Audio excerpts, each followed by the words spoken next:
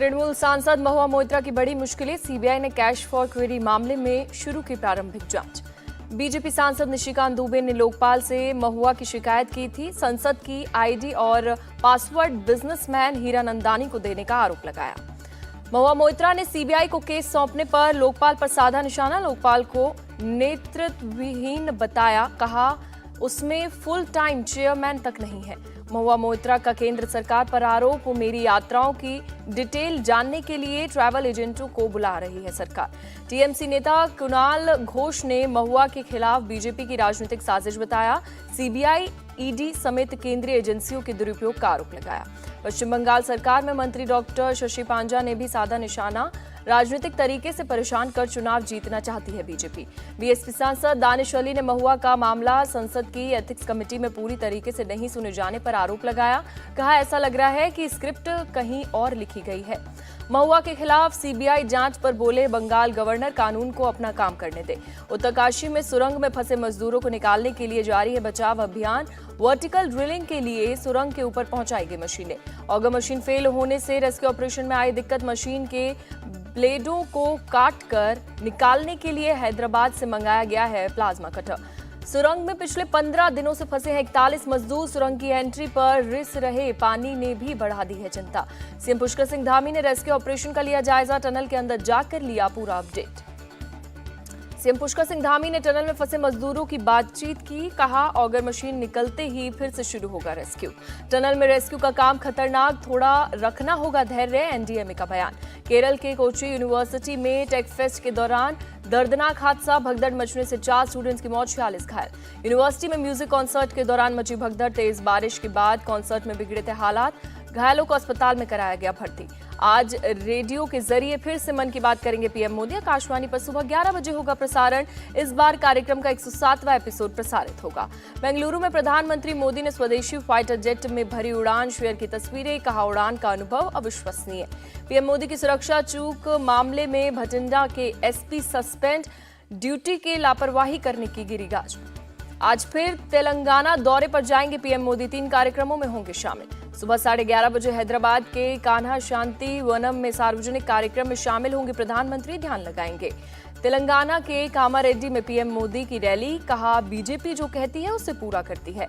कांग्रेस और केसीआर को ईमानदारी से नफरत है, महेश्वरम में बोले पीएम मोदी।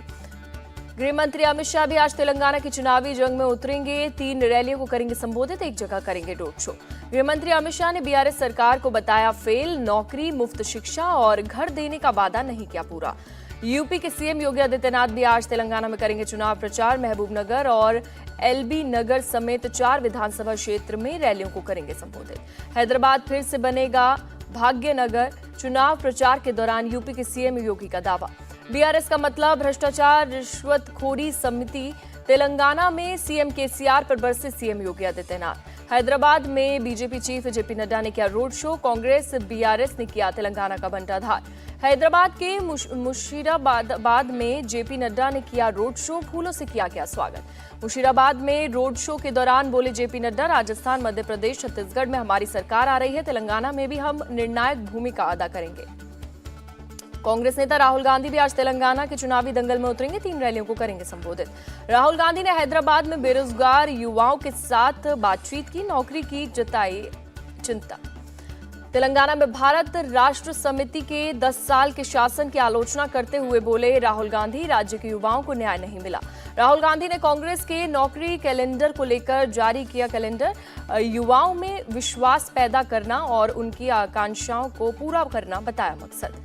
पिछले 10 सालों में बीआरएस ने तेलंगाना को किया चौपट। प्रियंका गांधी का सीएम केसीआर पर अटैक। तेलंगाना में चुनाव प्रचार के दौरान प्रियंका का अलग अंदाज, लोक कलाकारों के साथ थिरकी कांग्रेस महासचिव। तेलंगाना में असदुद्दीन ओवैसी ने डोर टू डोर कैंपेन में लिया हिस्सा। एआईएमआईएम प्रत्याशी के लिए मांगे वोट। हैदराबाद के मलकपेट में असदुद्दीन ओवैसी ने किया प्रचार। डोर टू डोर अभियान चलाकर पार्टी उम्मीदवार के लिए मांगे वोट।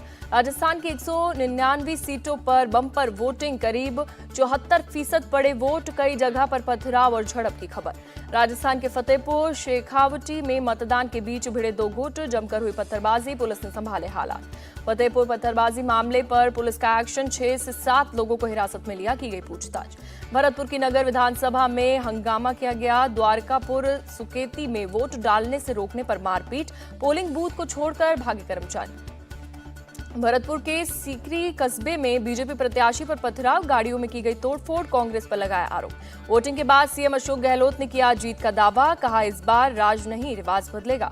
सचिन पायलट ने कांग्रेस में किसी गुटबाजी से किया इनकार, कहा राजस्थान में रिपीट करेगी कांग्रेस सरकार। राजस्थान चुनाव पर बोले सचिन पायलट, मुझे लगता है कि अच्छा चुनाव लड़ गया, अंतिम फैसला जनता ने कर दिया। सचिन पायलट का बयान, कहा आशा करता हूं कि सभी उम्मीदवारों को अच्छे नतीजे मिलेंगे, पहले से ज्यादा बहुमत हमें मिलना चाहिए।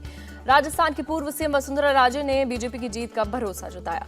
राजस्थान में चुनाव नतीजे बीजेपी के पक्ष में आएंगे, केंद्रीय मंत्री प्रहलाद जोशी का दावा। राजस्थान, एमपी समेत 5 राज्यों में बीजेपी जीतेगी, केंद्रीय मंत्री सर्बानंद सोनोवाल का बयान। छत्तीसगढ़ के सीएम बघेल का बीजेपी पर निशाना, कहा जब दूसरों को मूर्ख का सरदार बोलते हैं तब आपको बुरा नहीं लगता। असम के कामरूप में बीजेपी की विकसित भारत संकल्प यात्रा, केंद्रीय योजनाओं के बारे में लोगों को जागरूक करना मकसद। बिहार सरकार ने देश को दिशा और दशा दिखाने का काम किया, डिप्टी सीएम तेजस्वी यादव का बयान। पटना में आज जेडीयू भीम संसद का आयोजन, सीएम नीतीश कुमार होंगे शामिल।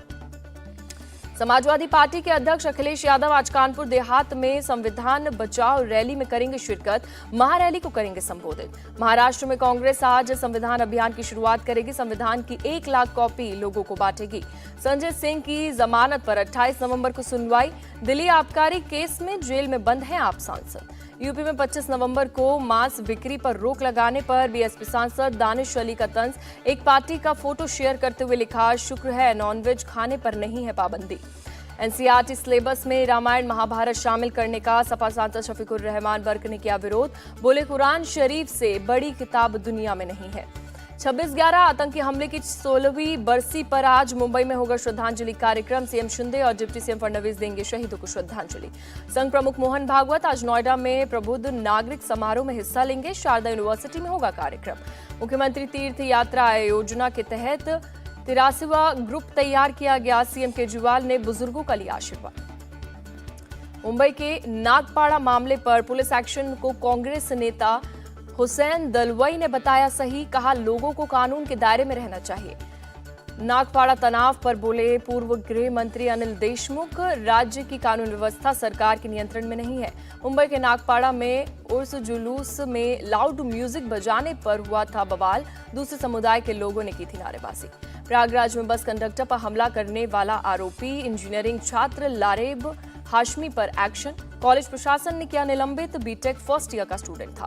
गाजियाबाद में झाड़ फूक के बहाने धर्म परिवर्तन का मामला, पुलिस ने सरफराज नाम के शख्स को गिरफ्तार किया। राजौरी एनकाउंटर पर बोले उमर अब्दुल्ला, जम्मू कश्मीर में कोई सामान्य स्थिति नहीं है। लखनऊ में बीजेपी दफ्तर के बाहर शिक्षक अभ्यर्थियों का प्रदर्शन, पुलिस ने घसीट कर हटाया। महाराष्ट्र के पनवेल में प्लास्टिक गोदाम में आग लगी, धू-धू कर उठी लपटें। काफी मशक्कत के बाद दमकल की टीम ने आग पर पाया काबू, हादसे में किसी के हताहत होने की खबर नहीं।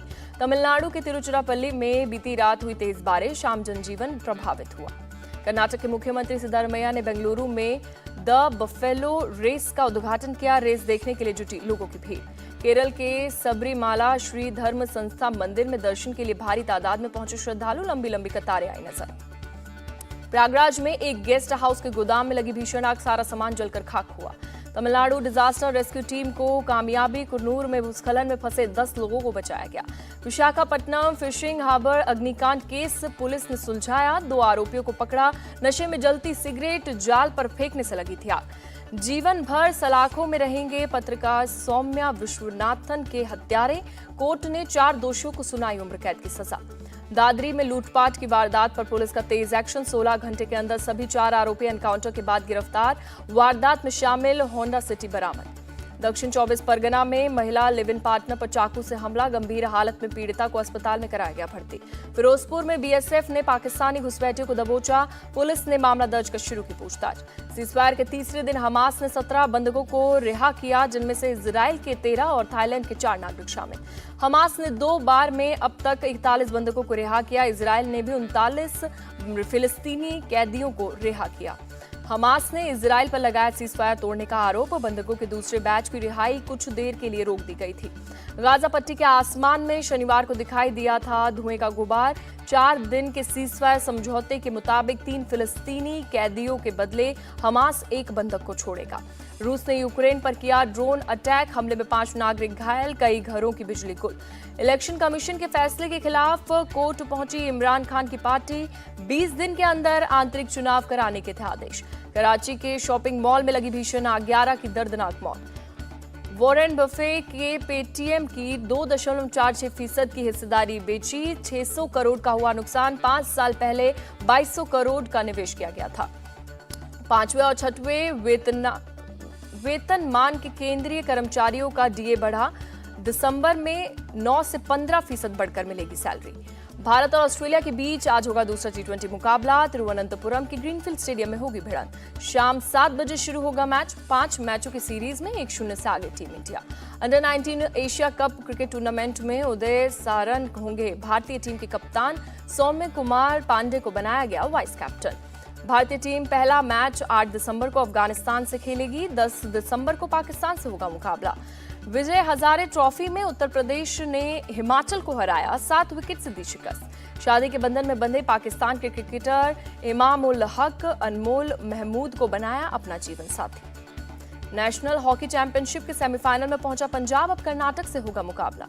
चाइना मास्टर्स बैडमिंटन के फाइनल में पहुंची चिराग सात्विक की जोड़ी, टीम के खिलाड़ियों को दी मात। एक्टर रणदीप हुड्डा ने कंफर्म की वेडिंग डेट, 29 नवंबर को करेंगे शादी, खुद शेयर की जानकारी।